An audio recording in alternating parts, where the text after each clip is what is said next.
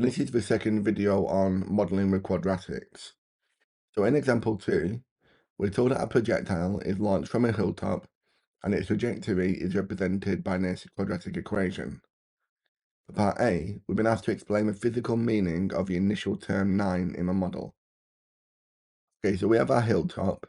The projectile is launched in this direction, and the moment it is launched, t, the time, will be equal to 0. So if we substitute t equals 0 into our quadratic, the height will be 9 plus 19.6 times 0 minus 4.9 times 0 squared. So the height will just be 9. Then this means that the height of the hilltop must be 9 meters. So we can say then 9 represents the height of a hilltop. Okay, so for part B, express y as a function of t in the form of completed the square form. So in this form here. So if we're going to complete the square for this quadratic, we need to factor out this negative 4.9 from the t squared. So if we say that y will equal negative 4.9, and then we'll have t squared, and negative 4.9 multiplied by negative 4 will give us this t term. So we'll have negative 4t, we'll close this bracket, and then we'll have our constant 9 term. So now we can complete the square for this quadratic in brackets. So y will be negative 4.9, then we'll have t minus 2, so half of this value, squared. We'll complete this square by taking away 4, and then we'll add back in the 9. So to put it into this form, we'll expand out the negative 4.9.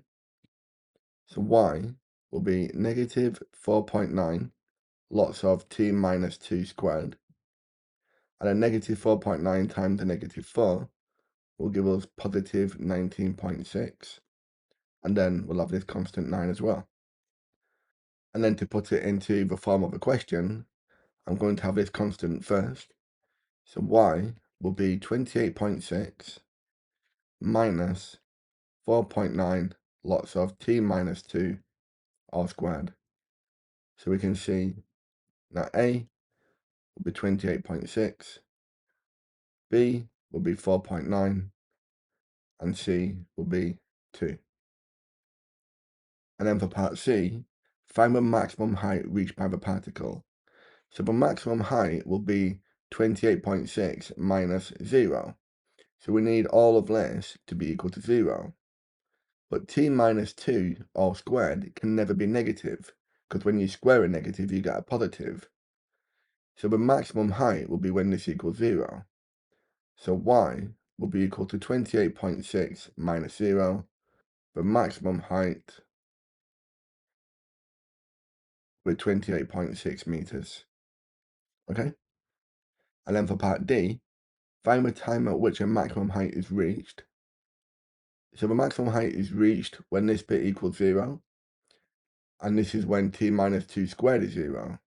So t must equal 2. And this will be the time at the maximum height. Okay? Well, thank you very much for watching. I hope you found that useful. If you did find that helpful, please like and subscribe.